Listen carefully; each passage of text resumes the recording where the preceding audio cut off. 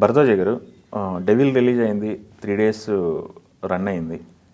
ఇప్పుడు వాళ్ళ అఫీషియల్గా ఒక ఫిగర్ బయటకు రిలీజ్ చేశారు, 16.5 crores కలెక్ట్ చేసిందని చెప్పేసి. అవును.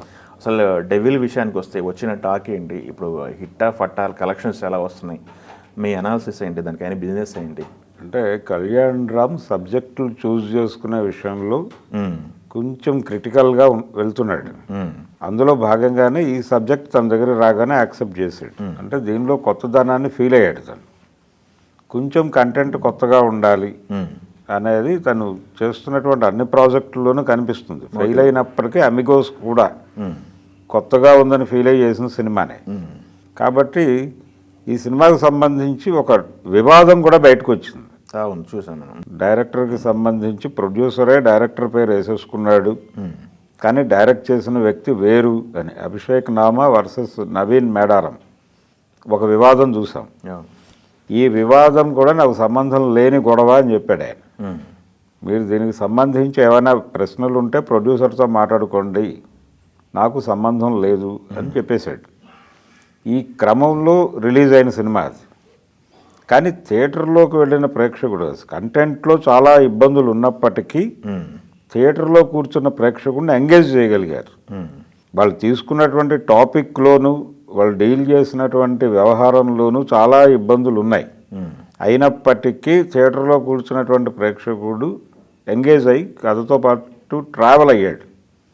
ఈ ట్రావెల్ అవ్వటం అనేది ప్లస్గా మారింది ఇప్పుడు ఆ సినిమాకి. ఒక రకంగా సలార్ సినిమాలో చాలా హై వోల్టేజ్ యాక్షన్ ఎపిసోడ్స్ ఉన్నాయి, కానీ దాంతో పోలిస్తే ఎమోషనలైజ్ చేసే కంటెంట్ దీనిలో ఉంది. డెవిల్లో అది ప్రేక్షకులు ఫీల్ అయ్యారు. రివ్యూస్ బ్యాడ్గానే వచ్చినాయి సినిమాకి, నెగిటివ్ రివ్యూసే వచ్చినాయి. నెగిటివ్ రివ్యూస్ రావడానికి కూడా కారణం ఉంది. అయినప్పటికీ అంటే ఏం లేదు, ఆ సినిమాలో పెద్దగా ఒక రకంగా ద్రోహకాల్ సినిమా ఉంది. గోవింద్ నిహలానిది. కమల్ హాసన్ ద్రోహి అని చేశాడు తెలుగు తమిళ్లో.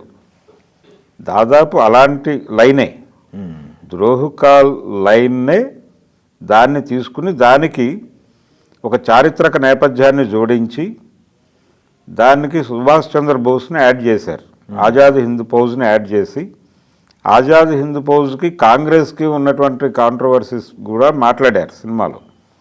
అయితే నేతాజీ వ్యవహారంలో చాలా జాగ్రత్తగా వ్యవహరించారు వీళ్ళు. ఆయన్ని కథకి ఎలా వాడుకోవాలి అనే విషయంలో చాలా జాగ్రత్తలు పాటించారు. స్పై సినిమా విషయంలో మనం ఆల్రెడీ ఒక ఫెయిల్యూర్ చూస్తున్నాం. అవును, వీళ్ళు అలా వెళ్ళాల.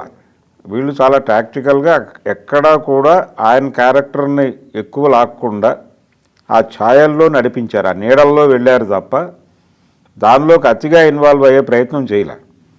రెండోది, డైలాగ్ రైటరు కథని రాసినటువంటి వ్యక్తి ఈ సబ్జెక్టుని కొంత స్టడీ చేశాడు అనేటువంటి ఇంప్రెషన్ కూడా ఆడియన్స్కి వచ్చింది. అందులో పర్టికులర్గా ఒక క్యారెక్టర్తో కాంగ్రెస్ సమావేశంలో ఒక డైలాగ్ చెప్పిస్తాడు ఆయన.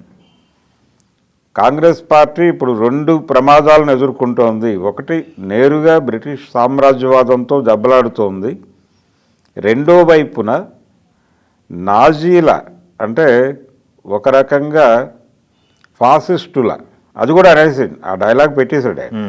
ఫాసిస్టుల మద్దతుతో స్వతంత్రం తేవాలని ప్రయత్నం జరుగుతోంది, ఆ ప్రయత్నంతో కూడా కాంగ్రెస్ పార్టీ పోరాడుతోంది అని డైలాగ్ ఉంటుంది. ఈ డైలాగు రాయగలగాలి అంటే కొంచెం చదవాలి. ఈ చదివిన తనం సినిమాలో కనిపించింది డైలాగ్స్లోను.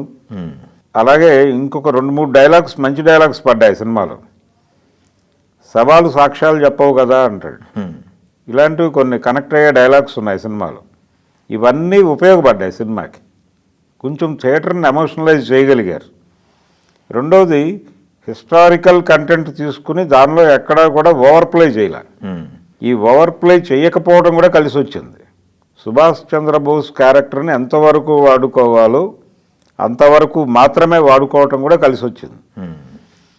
థియేటర్లో ప్రేక్షకుడు కొత్తగా ఫీల్ అయ్యాడు, సినిమాని కొత్తగా ఫీల్ అయ్యాడు. దీన్ని పట్టుకెళ్ళి ఒక మర్డర్ మిస్టరీతో కలిపారు, అది కూడా ఎంగేజ్ చేసింది థియేటర్ని.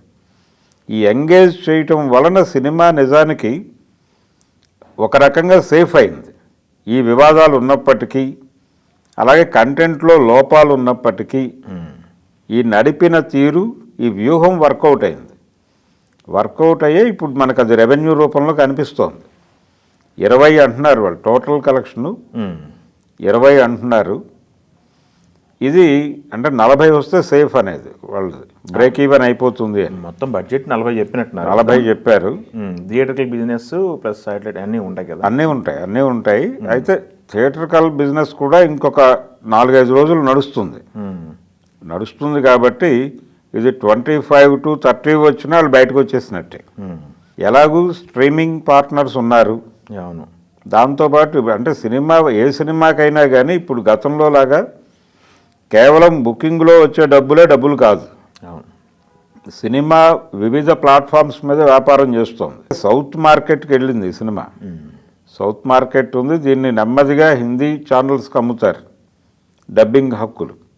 ఈ ప్రయత్నాల్లో కొంత రెవెన్యూ జనరేట్ అవుతుంది. కాబట్టి థియేటర్కల్గా కనుక ఇది బ్రేక్ ఈవెన్ సాధించేస్తే ఈ 3-4 రోజుల్లో ప్రాఫిటబుల్ ప్రాజెక్ట్గా మిగులుతుంది అది. ఓకే. అభిషేక్ నామా డైరెక్టర్గా మొదటిసారి పేరేసుకున్నాడు దానిలో, ఈ వివాదం మధ్యలోనే.